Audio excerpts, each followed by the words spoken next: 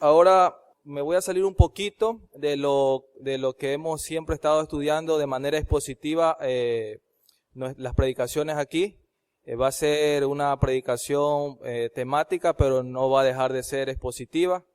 Entonces quisiera pues que abran sus Biblias en la carta a los Romanos, la carta del apóstol Pablo a los Romanos, en el capítulo 12. Versículo 1. Romanos capítulo 12, versículo 1.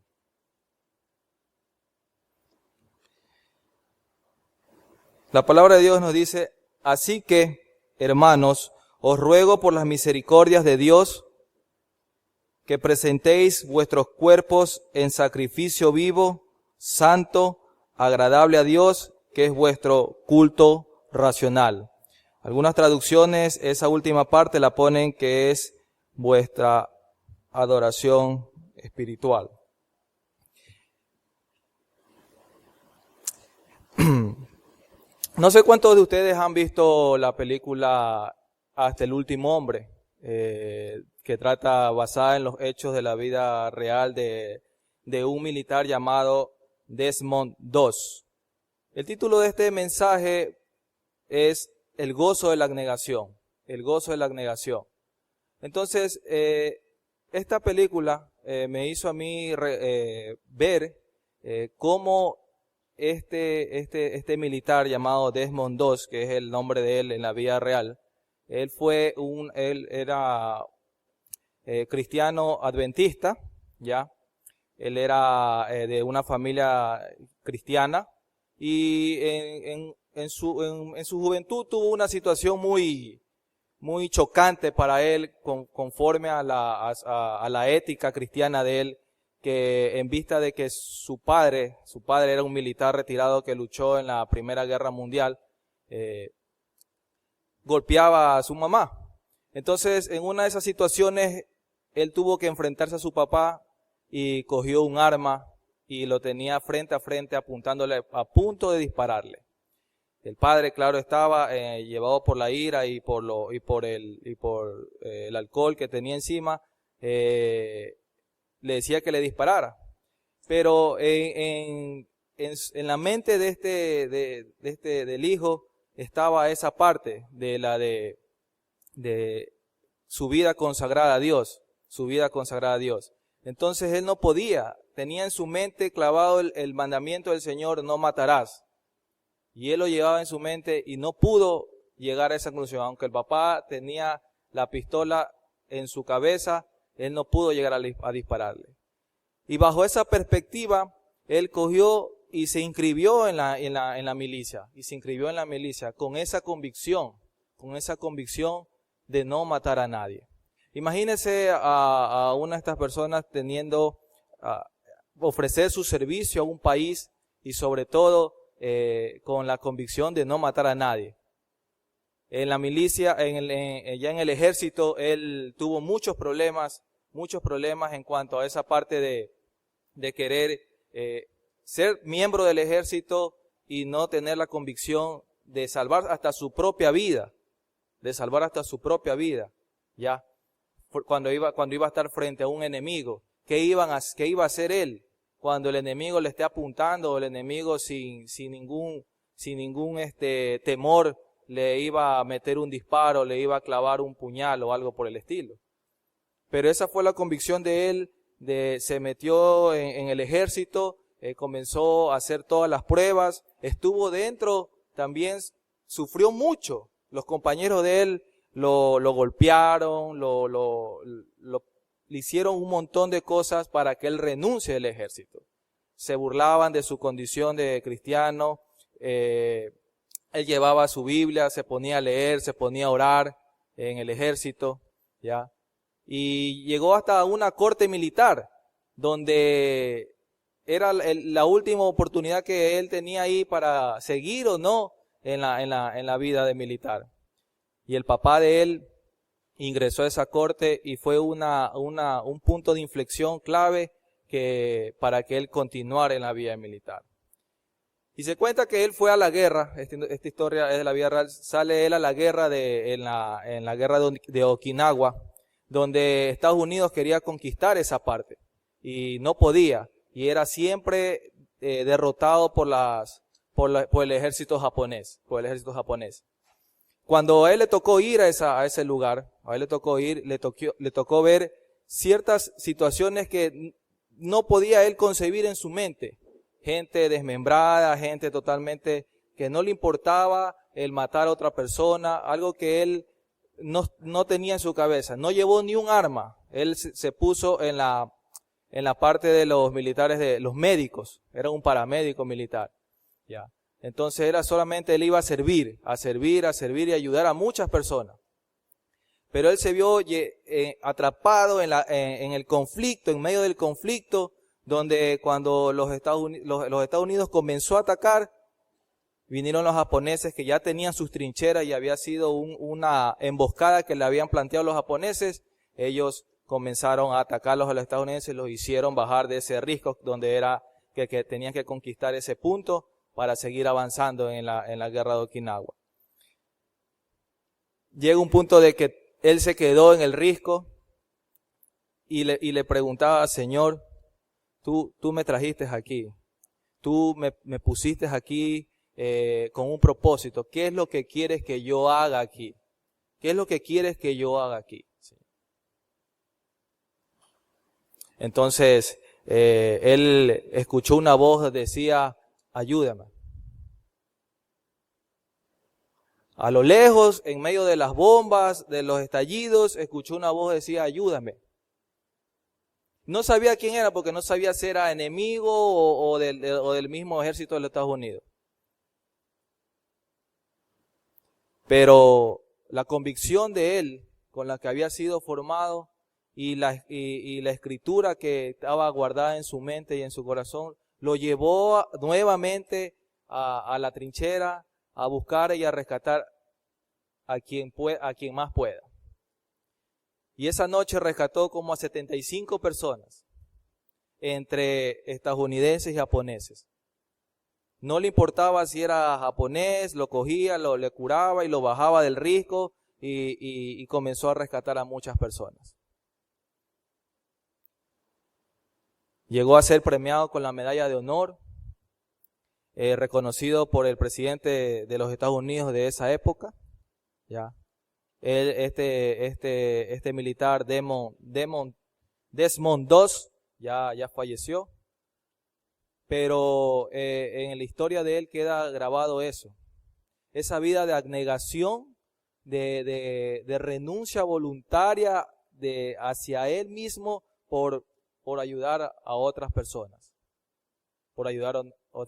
Tal convicción era la que él tenía en su mente como cristiano, porque era cristiano. Tal convicción tenía en su mente de negarse a sí mismo y ayudar a las personas, sin importar quién era. Es así como nosotros podemos rescatar esa parte en cuanto a la vida abnegada que él tenía. En la Escritura, el mayor ejemplo que nosotros tenemos de una vida abnegada es en la de nuestro Señor Jesucristo. El mayor ejemplo. Pablo nos insta aquí a que nosotros presentemos nuestros cuerpos en sacrificio vivo, santo, agradable a Dios.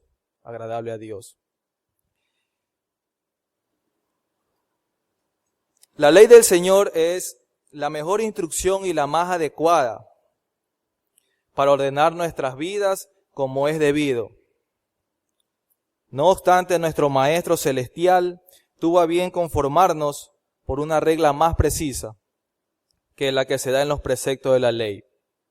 Esta regla se resume así: los creyentes deben presentar su cuerpo como sacrificio vivo, santo, agradable a Dios, y en esto consiste la auténtica adoración a Él. Esta parte de la abnegación, en la Escritura no vamos a encontrar un texto que nos diga esto es la abnegación. En esto consiste la abnegación. Pero de manera general, a lo largo de todo el Nuevo Testamento podemos ver ese tema central en lo que Jesucristo desea de sus discípulos, esa vida de abnegación. La negación del yo era un elemento básico en la teología de los griegos, en la teología ascética. Ellos decían que el medio por el cual la élite espiritual podía ascender a la perfección. Ellos pensaban que al mortificar la carne, es decir, que ellos practicando el celibato, la pobreza y la contemplación interior, el candidato podía esperar pasar por las etapas de la purgación e iluminación hasta la unión final con Dios. Para ellos era una disciplina muy costosa el negarse al yo.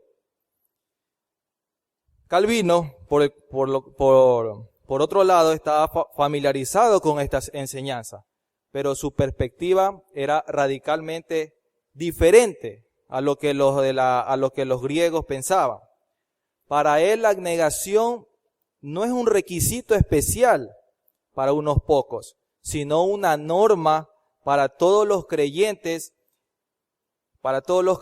y nos negamos a nosotros mismos porque hemos estado unidos a Dios. No porque nosotros queramos lograr tal unión, ¿ya?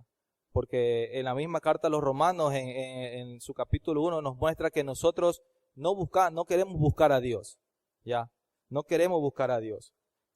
La disciplina, aunque costosa a veces, es abrumadoramente positiva y gozosa. Nosotros nos debemos estar preguntando, ¿cómo vamos a encontrar el gozo en la abnegación? ¿Cómo podemos encontrar ese gozo en esa parte de la negación del yo, de negarnos a nosotros mismos? ¿Cómo podemos encontrar ahí el gozo? ¿Cómo podemos encontrar ese gozo? Para darle un poquito de contexto de la carta a los Romanos, el mensaje central a la carta de los Romanos, que es una carta totalmente teológica, es una carta doctrinal donde nos enseña, Pablo nos enseña todas las doctrinas de la justificación, la santificación, ¿ya? Gira alrededor de la justicia que proviene de Dios mediante el sacrificio de Jesucristo, de modo que ahora el justo vivirá por la fe, como lo vemos en Romanos 1:17. Romanos 1:17 dice: porque en el Evangelio la justicia de Dios se revela por fe y para fe, como está escrito, mas el justo por la fe vivirá. Los primeros 11 capítulos están cargados de argumentación referente a la posición que el creyente alcanza por la fe en el sacrificio de Cristo. Desde el capítulo 2 en adelante, mediante una serie de exhortaciones, se plantea el estilo de vida de quienes que por la fe hemos sido justificados delante de Dios. Pablo en todas sus cartas concluye con una lista de deberes prácticos. Si vemos en la carta a los Efesios, en la carta a los Filipenses, ya concluye con una lista de deberes prácticos basados en las doctrinas que él ya había presentado anteriormente. Siempre, por ejemplo, en la carta a los Efesios, los primeros 3 capítulos son todos doctrinales, y los últimos 3 capítulos nos muestran los deberes que nosotros debemos cumplir como cristianos con respecto a lo que él nos ha enseñado, lo que él ha aprendido conforme al Evangelio de Jesucristo. En la vida cristiana la doctrina y el deber debe siempre ir juntos. Lo que creemos nos ayuda a determinar nuestro comportamiento. No es suficiente entender las explicaciones doctrinales de Pablo, pero debemos transformar nuestro conocimiento en conducta y mostrar en nuestra vida diaria que confiamos en la palabra de Dios. Hace 2 semanas estuve compartiendo en el estudio bíblico con los hermanos sobre un tema del andar digno del cristiano. El andar digno del cristiano. Y les comunicaba eso, que que nosotros no solamente debemos llenarnos del estudio doctrinal, que es muy importante para nuestras vidas, pero de nada nos sirve si nos comenzamos a llenar de ese estudio doctrinal y no lo ponemos en práctica. Es como lo que la ilustración que les hice en esta película. Este joven, esta persona, tuvo en su mente toda la doctrina de la Escritura. ¿Ya? Inclusive el mandamiento de no matarás. Y lo tuvo que poner en práctica en su vida militar, una vida totalmente exigente. Entonces, imaginémonos nosotros en nuestra vida diaria, en nuestra vida laboral, todo lo que nosotros conocemos de la Escritura, lo que la Escritura nos enseña, desde el Antiguo Testamento hasta el Nuevo Testamento, todo lo que lo que nos enseñan aquí, de qué manera nosotros lo ejemplificamos, como hoy decía el pastor en la mañana, de qué manera nosotros nos estamos siendo transformados conforme a la imagen de nuestro Señor Jesucristo. Estamos en un punto del proceso de la santificación donde nosotros tenemos que ejemplificar la vida de Cristo en nuestras propias vidas, Como dice Pablo en el capítulo 12, que presentemos nuestros cuerpos como sacrificio vivo, santo, agradable a Dios. ¿Cómo nosotros logramos concebir esa parte de presentar nuestros cuerpos? ¿Ya? Y la idea aquí que Pablo denota es que el de presentar no es que voy hoy día, no, día fallé, mañana, es de una sola vez, de que presente una sola vez y ahí.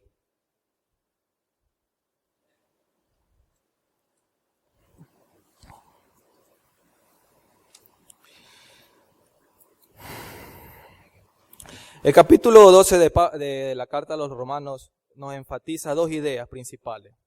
Primero, el versículo 1 y 2, que es la actitud consecuente del creyente, y los versículos del 3 al 21, nuestros deberes como cristianos.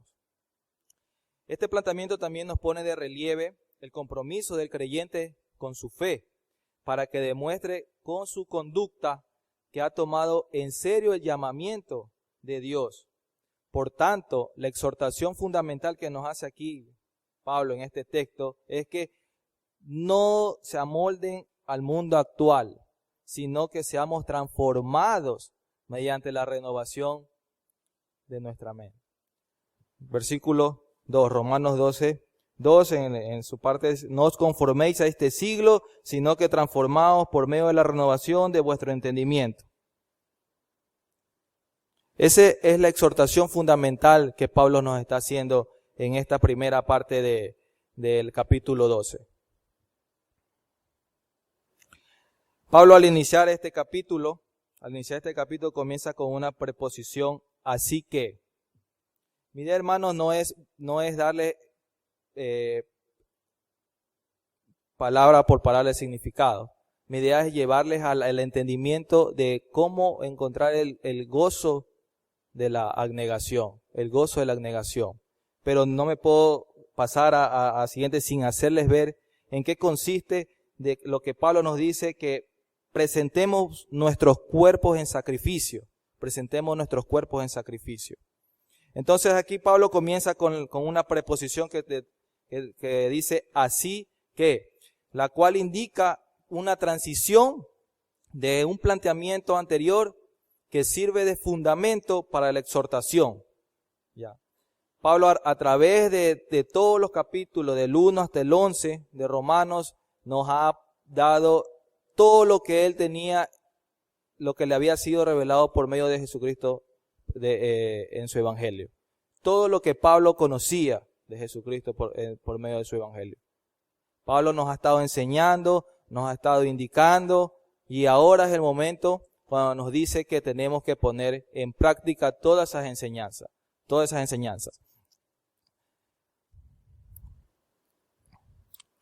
Pablo nos exhorta ¿Para qué? Debido a lo que ha ocurrido en ellos, o sea, a lo que ha ocurrido, a lo que Pablo llama a los hermanos de Romanos. Recordamos que la carta a los romanos fue escrita cuando Pablo estaba en Corinto. O sea, los estudiosos, los teólogos dicen que cuando Pablo estaba en Corinto fue que cuando comenzó a escribir la carta a los romanos.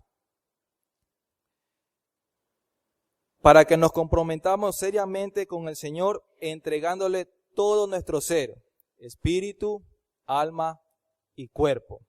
Así que dice, así que hermanos, os ruego por las misericordias. Y esta palabra os ruego, viene de una palabra griega que se llama parakaleo.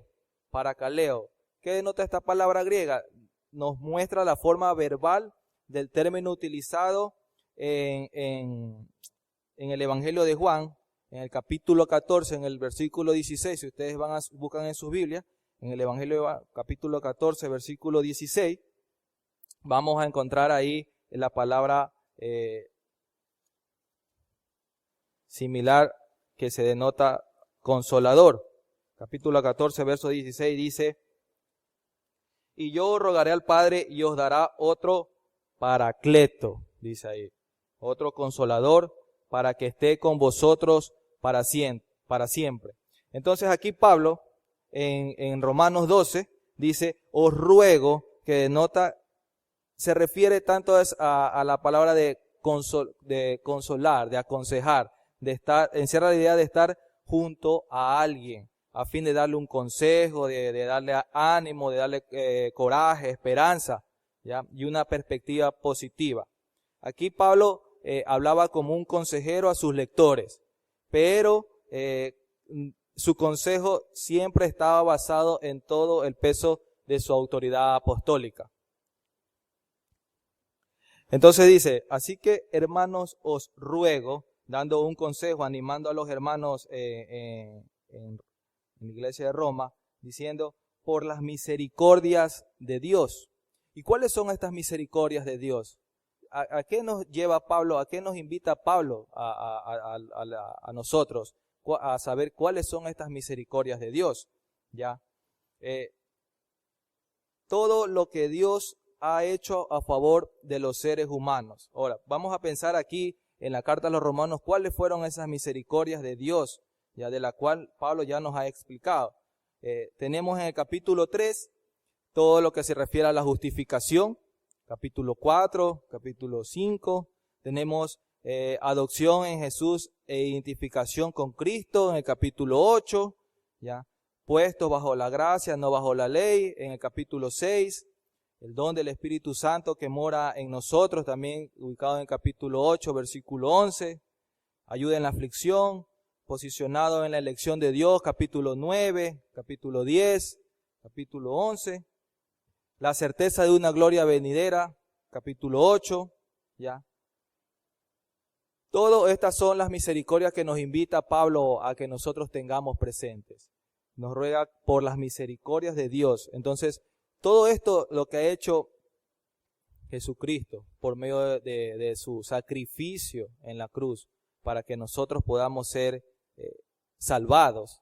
Todas esas misericordias que hemos recibido de Dios y que Pablo nos las enseña desde el capítulo 1 hasta el capítulo 11, nosotros tenemos que tenerlas presentes y basados en estas misericordias nosotros poder vivir una vida de abnegación, Es una vida muy costosa, hermanos, una vida muy costosa. ¿Qué tanto nosotros estamos dispuestos a perder nuestros lujos, nuestros deleites, nuestros placeres, nuestra seguridad de estar parado en nuestro círculo de seguridad, de sentirnos seguros? ¿Qué tanto estamos dispuestos nosotros a perder por esa vida de abnegación, de servir completamente al Señor?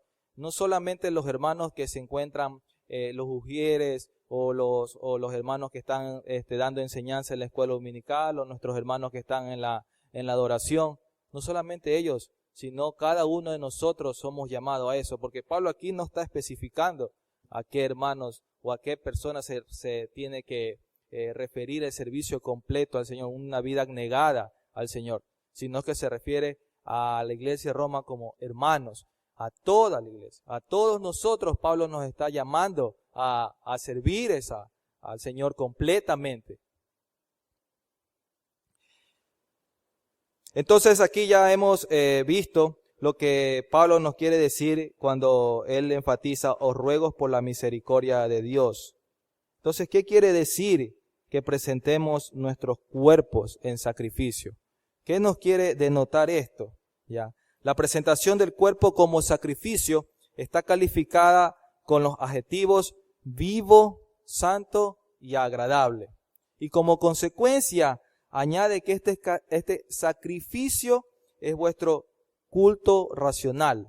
O sea, en otra traducción, en la NBI lo traduce como adoración espiritual. Debe ser de continuo esto. Esto denota una continuidad de manera progresiva. No es que hoy sí, mañana no. Es de continuo de nuestra vida diaria, donde estemos, ya sea en nuestro ámbito laboral, sea en nuestro ámbito ministerial, sea en nuestro ámbito familiar, donde nos encontremos, nosotros tenemos que ofrecer o presentar nuestros cuerpos como sacrificio vivo.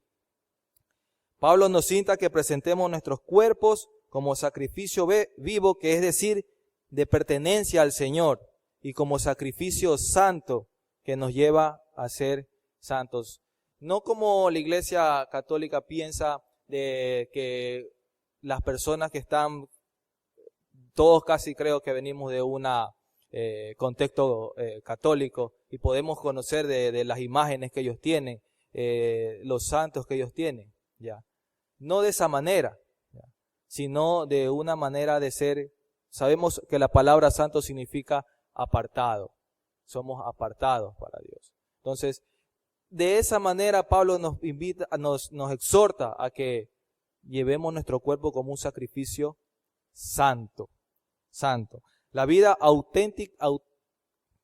auténticamente cristiana se caracteriza por la entrega total en servicio al Señor y se revela en un estilo de vida conforme al nuevo hombre creado en Jesucristo, conforme a lo que nosotros hemos sido creados en el Evangelio de Jesucristo. Esta entrega no se pierde en el vacío. Por un lado, se presenta como un sacrificio vivo que agrade a Dios, y por el otro lado, se eleva en olor fragante como verdadero culto al Señor. Entonces, ¿qué podemos entender ahora como sacrificio? ¿O qué podemos, para nosotros, qué puede significar presentar nuestro cuerpo como sacrificio al Señor? Y me tomé la molestia de buscar en algunos diccionarios la palabra sacrificio, ya, la palabra sacrificio, y de una manera sencilla lo podemos decir que el sacrificio es el acto de abnegación inspirado por la intensidad del amor, Entonces, podemos ver que esta palabra denota una vida de abnegación del creyente, de una manera continua, no solamente que como el pastor nos instaba en la mañana, no solamente porque considerar que ya hemos escuchado el Evangelio, hemos sido salvados y seguimos en nuestros deleites, en nuestros placeres, en nuestros pecados. No nos engañemos, hermano. No radica ahí el verdadero evangelio. Hemos sido engañados de alguna forma y no somos cristianos. El diccionario teológico de Correa Andrade la define en el Antiguo Testamento que los sacrificios consistían en ofrendas de animales, frutos y productos de la tierra, procurando la propiciación de pecados, el reconocimiento de la soberanía divina y el enaltecimiento del Creador. Este sistema expiatorio lo podemos ver en los libros de Éxodo y Levítico. Los podemos ver, todo este sistema expiatorio que se encuentra reglamentado en estos libros de Éxodo y Levítico. Pero me gustó esta definición que la encontré en el diccionario Vine sobre la palabra sacrificio. Esta palabra griega que se pronuncia tisía. Esta denota en el Nuevo Testamento primariamente el acto de la ofrenda. Luego, objetivamente, aquello que es ofrecido. Y aquí sí vamos a buscar, les voy a dar unos ejemplos. Busquen en su Biblia Hechos 7:41. Hechos 7:41.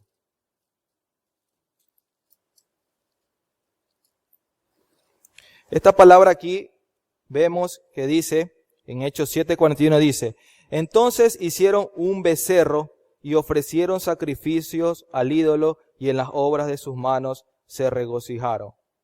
Aquí nos hace, Lucas nos recuerda de que cuando Moisés estaba en el monte Sinaí y el pueblo de Israel necesitaba un líder y comenzaron a hacer el becerro de oro. Entonces, aquí la misma palabra griega se utiliza, pero denota aquí que aquello que es ofrecido como sacrificio idolátrico. También tenemos aquello que es ofrecido como sacrificio animales o de otro tipo ofrecidos bajo la ley. En Mateo 9:13, si ustedes van a Mateo 9:13, Mateo 9:13 dice, id pues y aprended lo que significa misericordia quiero y no sacrificio, porque no he venido a llamar a justos, sino a pecadores al arrepentimiento. Aquí nuestro Señor Jesucristo nos está enseñando sobre cuando Él invitó a Mateo a que lo siga y estaba sentado con los publicanos a la mesa y los pecadores y los fariseos que eran totalmente personas religiosas, le comenzaron a preguntar, ¿por qué come vuestro maestro con los publicanos y pecadores? Que para ellos era algo totalmente aborrecible.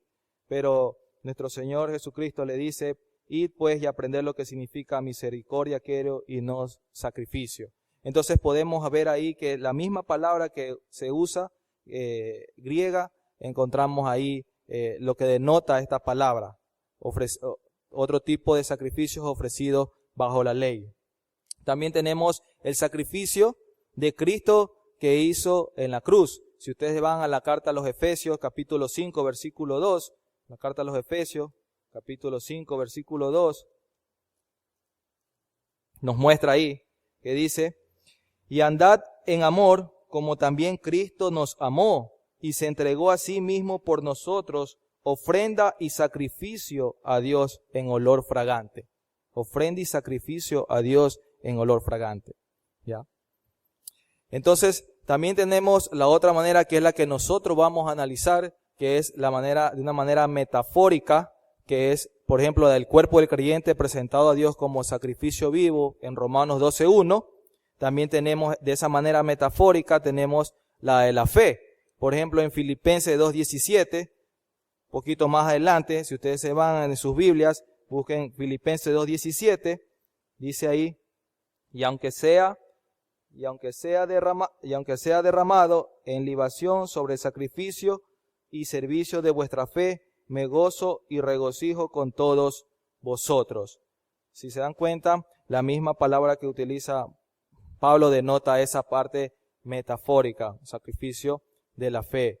Más adelante en Filipenses 4:18 también podemos encontrar la misma palabra donde dice, pero todo lo he recibido y tengo abundancia, estoy lleno, habiendo recibido de Epafrodito lo que enviasteis, olor fragante, sacrificio acepto, agradable a Dios. Aquí nos denota de una ayuda material dada a los siervos de Dios.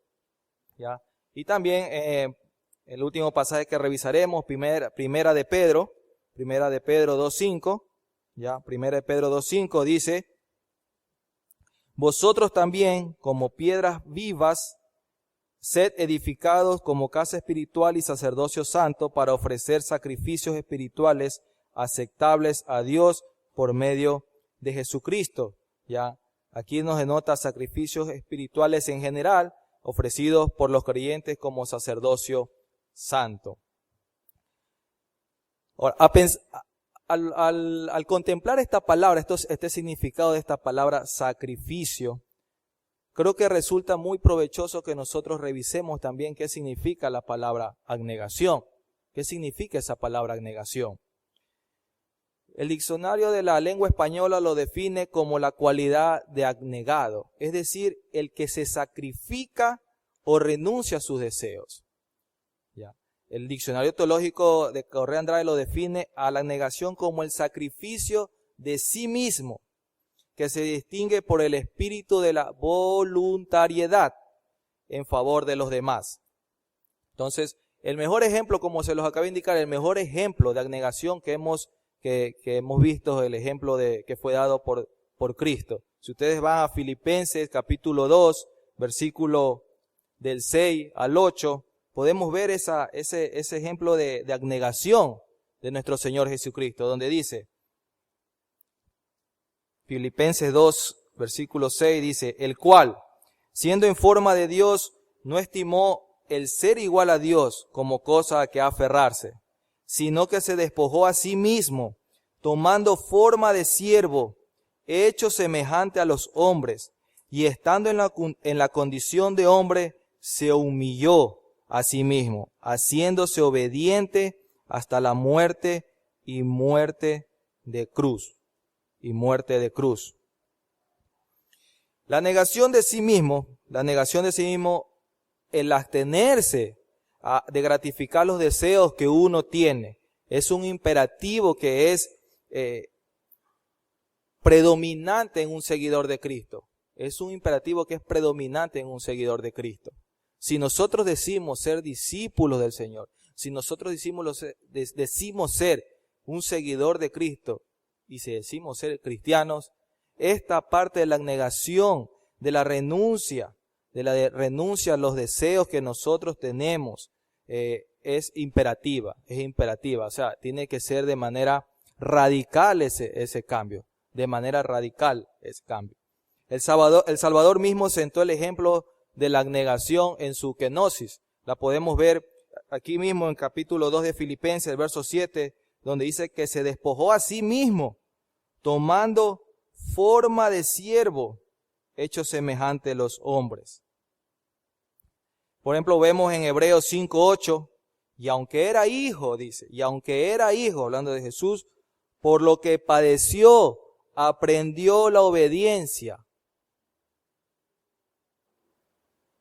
Primera de Pedro 2:21 nos muestra, pues para esto fuisteis llamados, porque también Cristo padeció por nosotros, dejándonos ejemplo, para que sigáis sus pisadas, el cual no hizo pecado, ni se halló engaño en su boca, quien cuando le maldecían, no respondía con maldición, cuando padecía, no amenazaba, sino encomendaba la causa al que juzga justamente, quien llevó él mismo nuestros pecados en su cuerpo sobre el madero, para que nosotros, estando muertos al pecado, vivamos a la justicia, y por cuya herida fuisteis sanados. Verso del 21 al 24 de 1 Pedro 2. O sea, hermanos, aquí este es el mayor ejemplo de una vida abnegada que nosotros podemos encontrar en la Escritura, en la vida de nuestro Señor Jesucristo. Dice aquí en 1 Pedro, dice, quien cuando le maldecían no respondía con maldición. Cuando padecía no amenazaba, sino encomendaba la causa al que juzga justamente, Dios, quien llevó él mismo nuestros pecados en su cuerpo sobre el madero, para que nosotros, estando muertos a los pecados, vivamos a la justicia, y por cuya herida fuisteis sanados. Nuestro Señor Jesucristo enseñó a sus discípulos a negarse a sí mismo totalmente, y a tomar su cruz diariamente. Mateo 16 nos muestra esa parte. Si buscan en su Biblia, Mateo 16.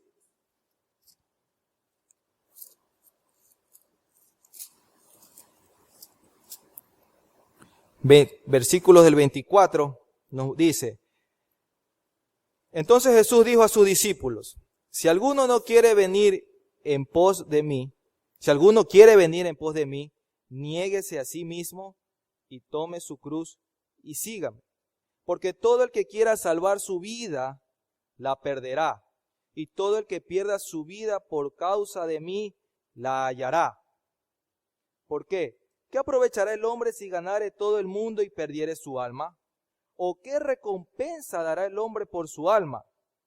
Porque el Hijo del Hombre vendrá en la gloria de su Padre con sus ángeles, y entonces pagará a cada uno conforme a sus obras. Esa es la recompensa, hermanos, que nosotros vamos a recibir. Esa es la recompensa que vamos a recibir en una vida de abnegación. Ese es el mayor gozo que debemos sentir en una vida de abnegación. Si nuestro Señor Jesucristo fue golpeado, escupido, vituperado, totalmente azotado, su rostro deformado, y nosotros con ciertas situaciones que podemos enfrentar en nuestra vida diaria, nos sentimos totalmente acongojados, nos sentimos totalmente perseguidos y ya tenemos temor. Nosotros estamos viviendo en un tiempo todavía que no estamos como en los países de Medio Oriente que están siendo perseguidos todos los cristianos.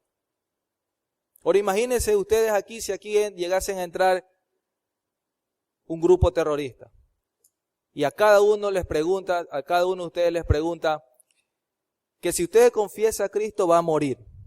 Si tú me dices que eres un seguidor de Cristo, yo te voy a matar. O si tú me dices que eres un seguidor de Cristo, yo mataré a tu familia.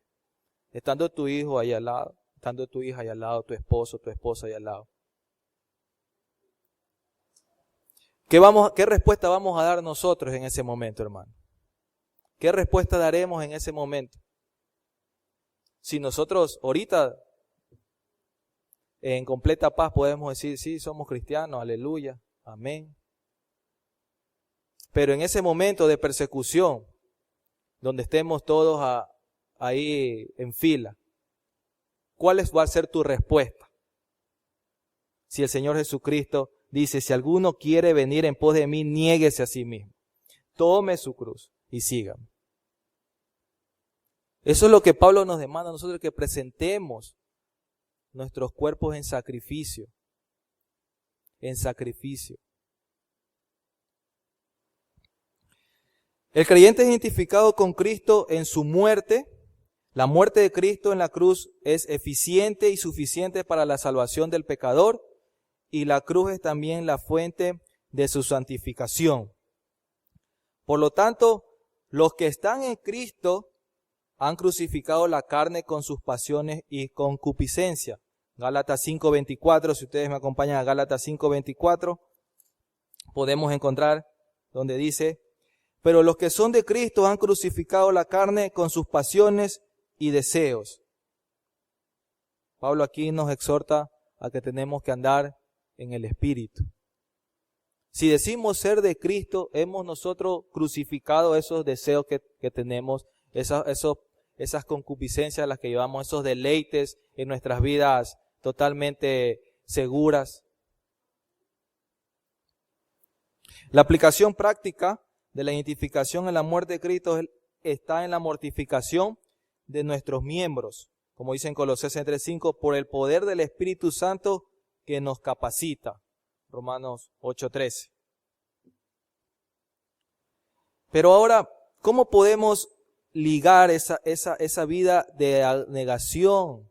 ¿Cómo podemos ligar la exigencia que nos hace nuestro Señor Jesucristo a nuestra vida de abnegación? ¿Cómo la podemos ligar a esa parte que nos dice Pablo, que presentemos nuestro cuerpo como sacrificio vivo? ¿Cómo lo podemos hacer? Primero,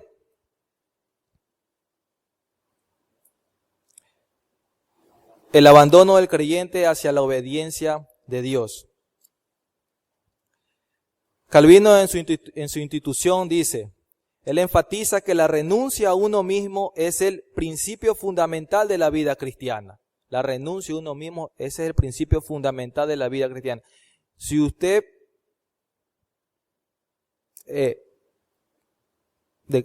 dice que es cristiano.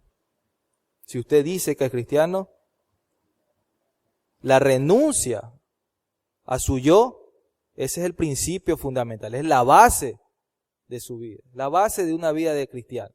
La renuncia al yo. Es el mayor enemigo que nosotros tenemos, nuestro orgullo, el yo. Ese es con el que más vamos a tener lucha.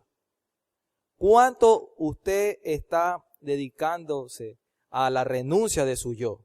¿Qué tiempo le dedica a esa parte, a doblegar a ese yo, a someter a ese yo a Cristo? ¿Qué tanto usted está poniendo o trabajando en eso? ¿Será que solamente llegamos a la iglesia, escuchamos la predicación, a veces, bueno, digamos que la escuchamos y nos vamos tranquilos a nuestra casa, ya cumplí con venir a la iglesia, como que si es una obligación?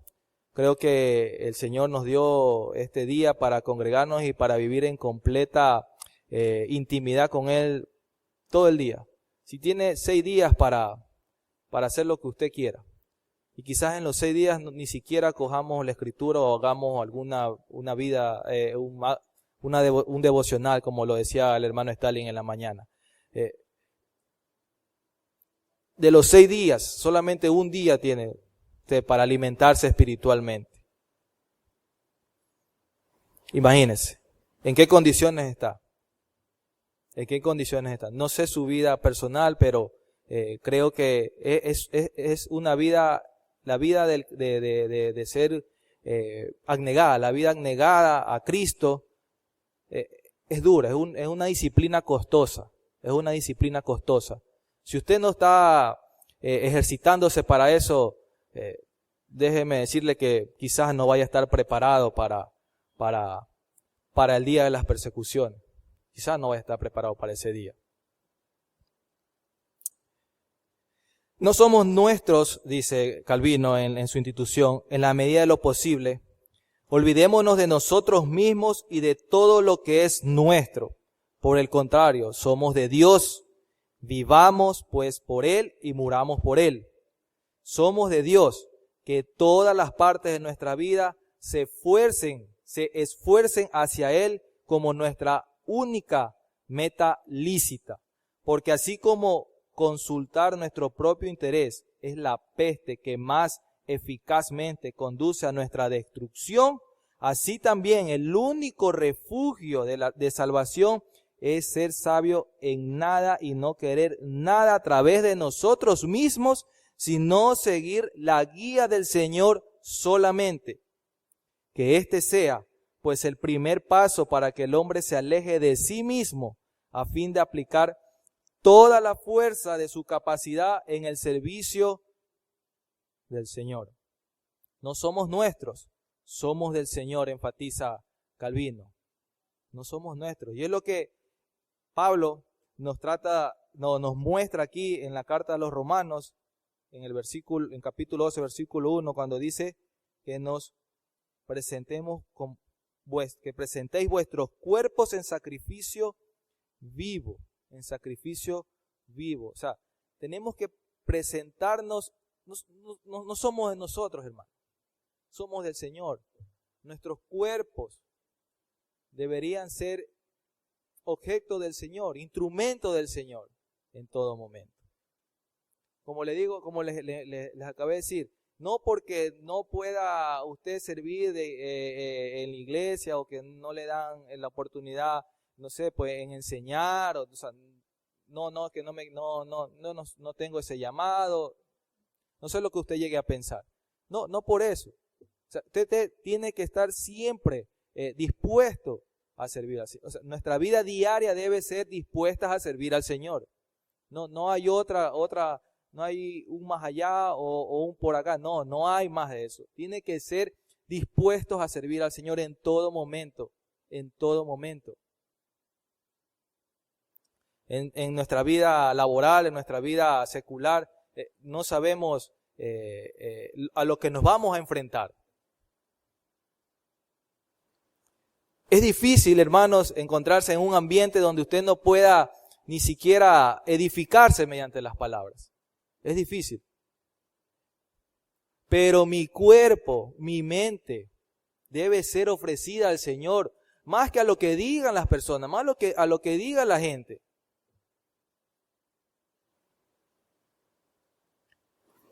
Nuestros pensamientos, lo que oímos, lo que decimos, lo que hablamos debe de ser sacrificio santo al Señor. No solamente porque nos digan, que ahora te crees el muy puritano, el muy santo, ya no. No. Eso no nos debe ni siquiera afectar. Nosotros no somos nosotros, somos del Señor, hermano, somos del Señor. Eso tenemos que tenerlo bien puesto en nuestra mente y en nuestro corazón, de que no somos de nosotros, somos del Señor. Y llegando a comprender esa parte, tenemos que presentarnos ante Dios como un sacrificio. Los tres adjetivos que se usan ahí: santo, vivo, santo, agradable a Dios, que es vuestro culto racional. Como se los dije, Pablo denota ahí de que esto es día a día, no solamente porque estoy aquí en la iglesia o allá afuera ya soy otro. No, es día a día con el vecino, con el profesor, con el estudiante, con mi jefe, con mi jefa, con el gerente, con todo el mundo. Tenemos que tener claro ese punto del abandono hacia la obediencia de Dios. Y esto radica en el Evangelio, hermano. Esto tiene base en el Evangelio, ya que somos salvos en primer lugar, ya, al alejarnos de nosotros mismos y confiar en Dios. Cuando Jesús lo llama a Mateo, solo le dijo, sígueme. Solamente le dijo, sígueme. Una sola palabra. ¿Y qué necesitamos nosotros ahora en la actualidad? Por poco y sentir no sé qué, para decir que el Señor me llamó, el Señor me eligió, o no sé. Pero solamente Jesús le dijo a Mateo, sígueme. Y él lo siguió. Confesamos y abandonamos nuestros pecados, repudiamos nuestra justicia y abandonamos todos los intentos de ganar el favor de Dios, literalmente negándonos a nosotros mismos. A cambio, recibimos a Cristo en toda la plenitud de su salvación. Esto no es un sacrificio o algo de lo que debemos arrepentirnos, sino que es un motivo del más profundo gozo. Perder nuestro yo, que es peor que inútil para ganar a Cristo, la perla preciosa, es el mejor de los intercambios, porque como él mismo dijo, el que pierda su vida por mí la hallará. Es ahí, hermano, donde encontramos el gozo de la abnegación. El gozo de esa abnegación, hermano. Ronald Wallace explica en su libro La doctrina de la vida cristiana de Calvino, dice: el yo constituye el primer y más continuo y desconcertante problema que todo cristiano tiene que enfrentar. Nuestros propios corazones son el campo de batalla donde con mucho se librarán los conflictos más feroces con el mal. Y si podemos vencer a Satanás en esta esfera del yo, no encontraremos dificultades para vencerlo en ninguna otra esfera de la vida donde podamos encontrar. O sea, todo comienza con el yo, con ese orgullo que es el que tenemos que doblegar conforme a la imagen y semejanza de nuestro Señor Jesucristo. Y una vez que nosotros nos abandonemos hacia la obediencia a Dios, tenemos que procurar la voluntad y la gloria de Dios. Tenemos que procurar la voluntad y la gloria de Dios. Aquí este punto enfatiza que no debemos buscar nuestros propios intereses, sino los del Señor, y debemos trabajar para promover su gloria. ¿Ya? Debemos trabajar para promover su gloria. Este es un gran progreso en la vida cristiana.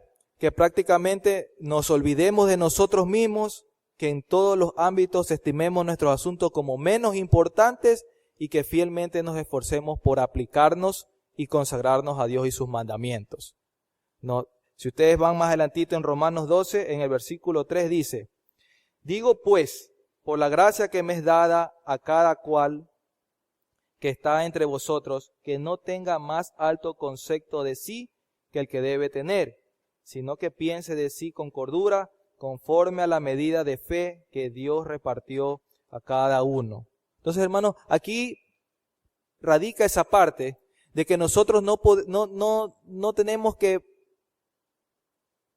velar o estar pendientes de nuestros propios intereses, sino que tenemos que procurar la voluntad del Señor. Y una vez procurando la voluntad del Señor, la gloria de Dios, glorificarlo a Él en todo lo que podamos, en todo lo que hagamos nosotros.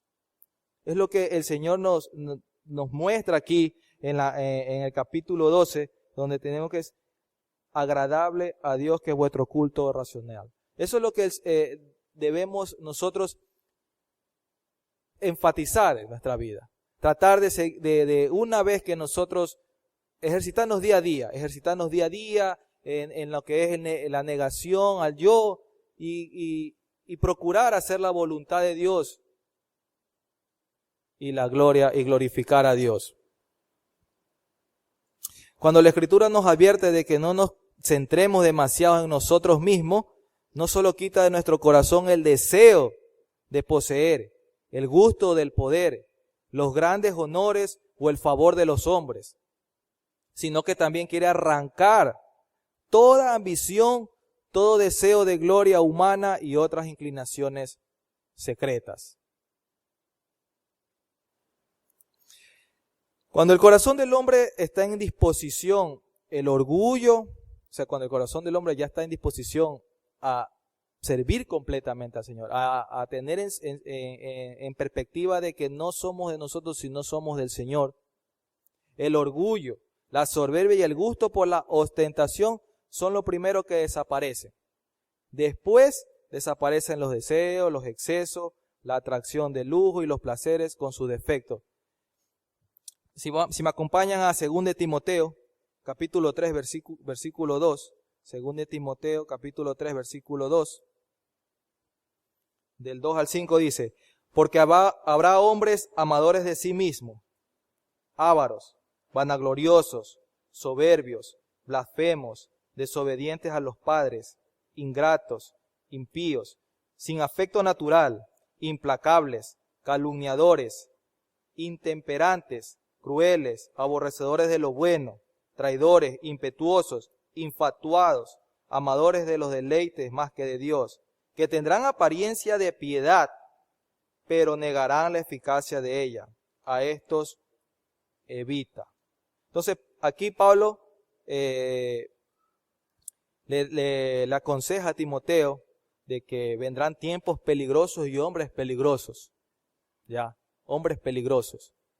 Y estas son las características que no son en hombres, no están en hombres del mundo, sino dentro de la misma iglesia. Dentro de la misma iglesia, estas características de estos hombres. Que tendrán apariencia de piedad, pero negarán la eficacia de ella, dice. Negarán la eficacia de ella. A estos evita, dice.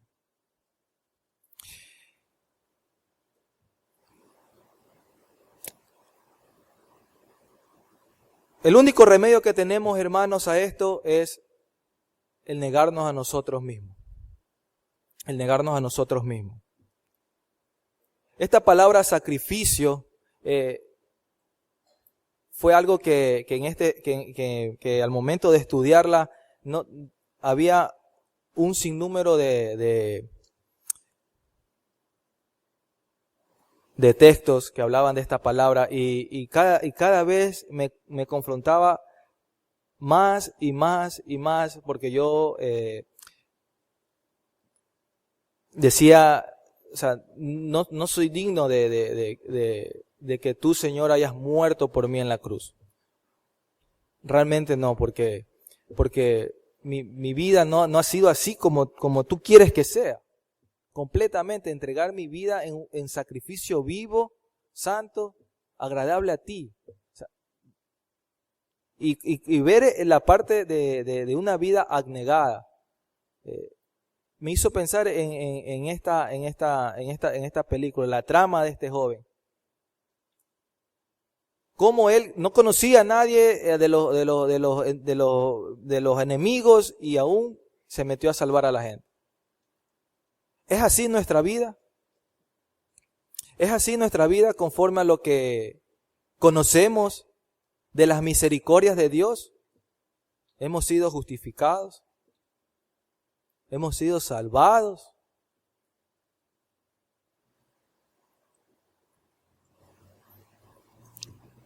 La abnegación en la vida cristiana continua es simplemente una continuación de este modelo enriquecedor para comprometerse en la vida, no con una resignación severa, sino con un entusiasmo gozoso. Ese debe ser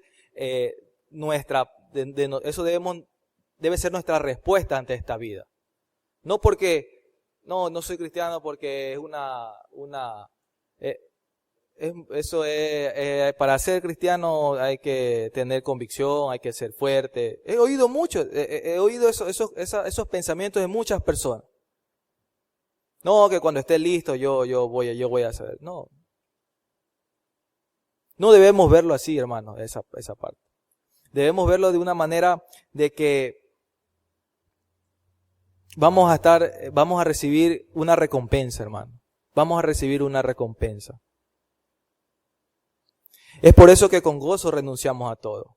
Esa debe ser nuestra actitud. Nuestra mente debe ser el del gozo del Señor renunciando a todo. Renunciando a todo. Como Él así lo hizo. Como en Filipenses nos demuestra esa parte. Así lo hizo. Que se despojó a sí mismo.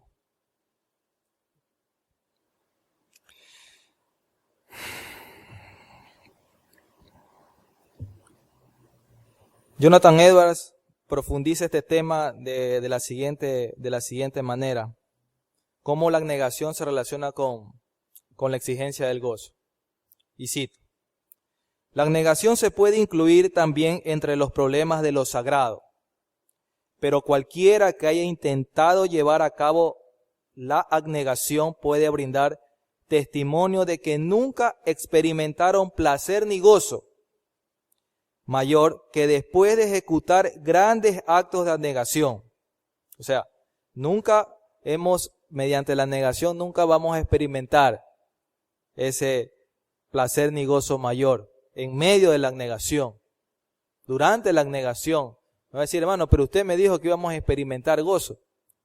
Pero en medio de la abnegación no vamos a experimentar eso, vamos a experimentar sufrimiento, dolor. Y usted está dispuesto a sufrir, a pasar dolor por Cristo. La abnegación destruye las raíces y las bases de la tristeza y no es más que cortar una llaga profunda y dolorosa hasta curarla y traernos abundante salud como recompensa por el dolor de la operación. Fin de la cita. ¿Sí ven cómo Jonathan Edwards hace alusión a la vida de abnegación con una herida, con una llaga? Usted si ha tenido alguna vez una caída y se ha raspado y se le ha hecho una llaga. Entonces, lo dice él de esa manera, de que cortar esa llaga profunda, cortar para ser curada, y después de la curación usted siente un alivio. Así es la vida de abnegación. Durante todo su proceso vamos a estar siendo cortados, sufriendo dolor y dolor tras dolor.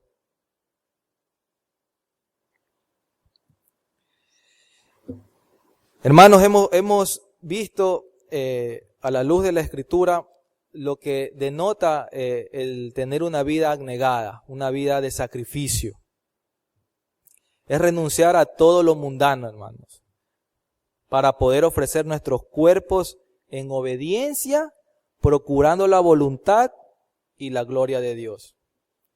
Eso debemos nosotros tener en nuestra mente. renunciar a todo lo mundano,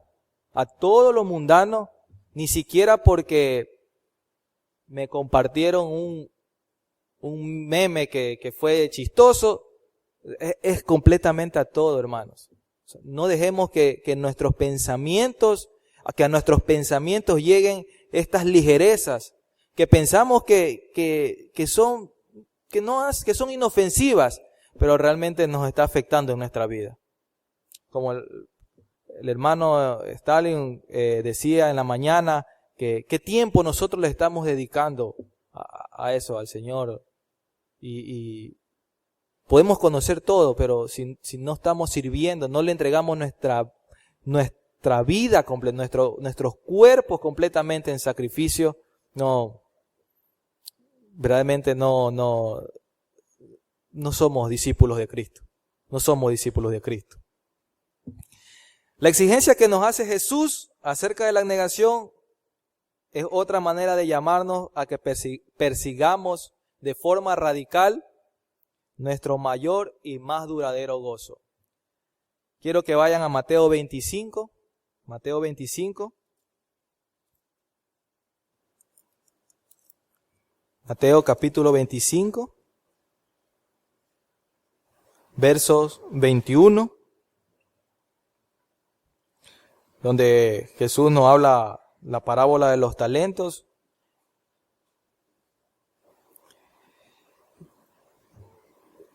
Les acabé de decir de que la exigencia que nos hace Jesús acerca de la abnegación, ¿no verdad?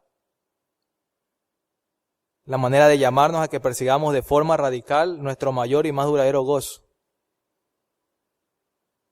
Es ahí donde podemos encontrar la recompensa, hermanos. En el verso 21 dice, y su Señor le dijo, bien, buen siervo y fiel, sobre poco has sido fiel, sobre mucho te pondré.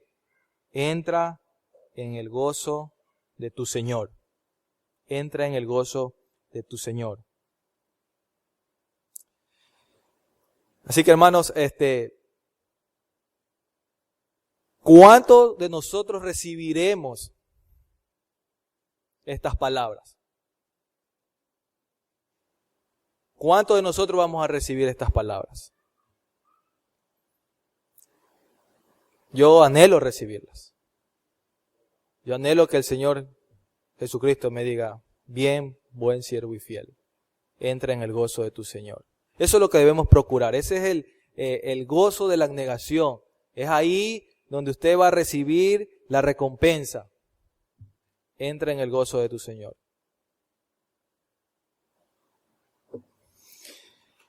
Pidamos al Señor que nos ayude en esa parte, a cambiar nuestras actitudes egoístas por el gozo de sacrificarnos a hacer su voluntad. Por el gozo de sacrificarnos, hermanos, de sacrificarnos a hacer su voluntad. Oremos.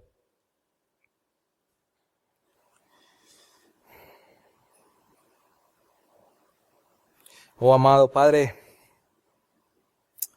Señor y Salvador nuestro, cuán agradecidos estamos, Señor, porque Tú demostraste tener una vida, Señor, de sacrificio por nosotros. Gracias, Señor. No tengo palabras, Dios, para poder decirte cuán agradecido estoy por lo que tú has hecho por mí, por todos nosotros, Señor. Ayúdanos a poder ejemplificar tu vida en nuestras vidas, Señor. A cada día caminar en santidad, mi Dios. A cada día caminar en obediencia a ti. A procurar, Señor, hacer tu voluntad. Y, Señor, sobre todo, a glorificarte en todo momento, Señor. Ayúdanos a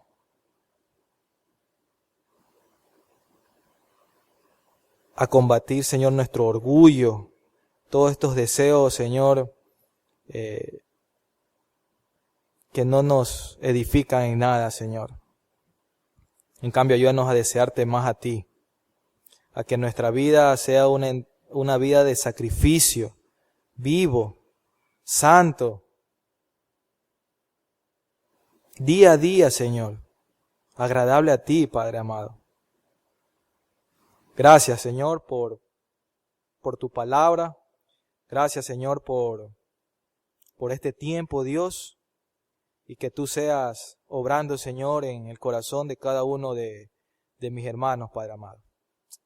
Te lo agradecemos en el nombre de Cristo Jesús. Amén.